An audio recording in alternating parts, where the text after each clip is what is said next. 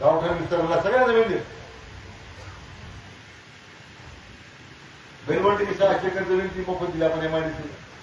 शिर्डीची 500 acre जमीन मोफत दिली एमआयडीसीला. नगर एमआयडीसी 600 एकर जमीन महसूल खात्याची होती की नगर एमआयडीसी विस्तार करते मी त्याला मोफत दिली एमआयडीसीला. आमचं काय स्वार्थ आहे? स्वार्थ एकच आहे की जिल्ह्याची प्रगती झाली पाहिजे, जिल्हा विकासात्मक कामं पुढे गेला पाहिजे. आतापर्यंत इतिहासात एवढ्या जमिनी कोणी वाटलेल्या नाही. कोण झाडाचं काढणार नाही. कारण मागच्या ठराविक लोकांनी दिलं. पण हे मी निर्णय करताना माझं पुढे ठरवलं नव्हतं. कुठं ठरवलं म्हणून त्यावर तुम्ही डोक्यातून जाऊन टाका म्हणून पुन्हा विनंती करी. आणि तुम्ही स्थगित करा. आपण चांगला मार्ग काढू. मार्ग निघालेला आहे. सगळे पर्याय आपल्या हातात आहे. असं काही नाही आजचा पर्याय संपला म्हणजे उद्या काही पर्याय समोर नाही आहे. तिला आपण चर्चा करू समोक्षांच्या खालतीमध्ये.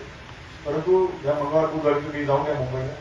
मी स्वतः मंत्री महोदयांशी बोललो. त्यांनी कबूल केलं आणि मार्ग लावतो.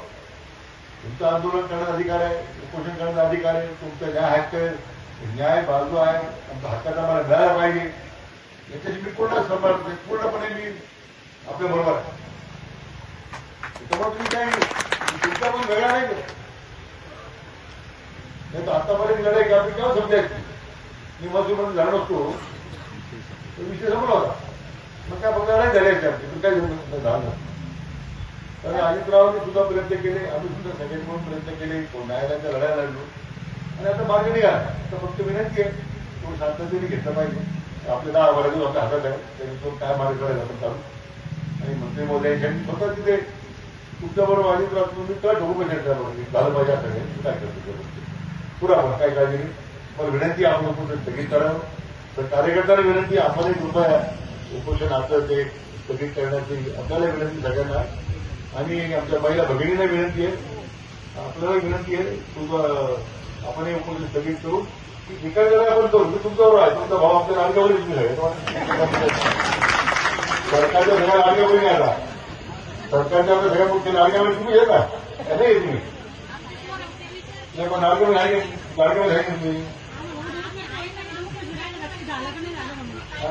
तुमच्या भावाला काळजी घेतली ना आमच्या समोर आहे बोलून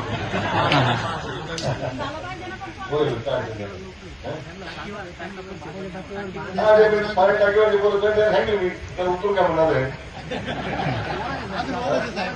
उतरलं पाहिजे का तुम्ही काय सांगा उतरून काय बोलणार त्याला सांगा. त्याने माझी बांधवाला विनंती आता टाकीत उतरा खाली परत तुम्हाला आणि सगळे म्हणून सगळे उतरा पुढे टाकीवर झोपू नका. झोपल्यावर अडचण नको ना.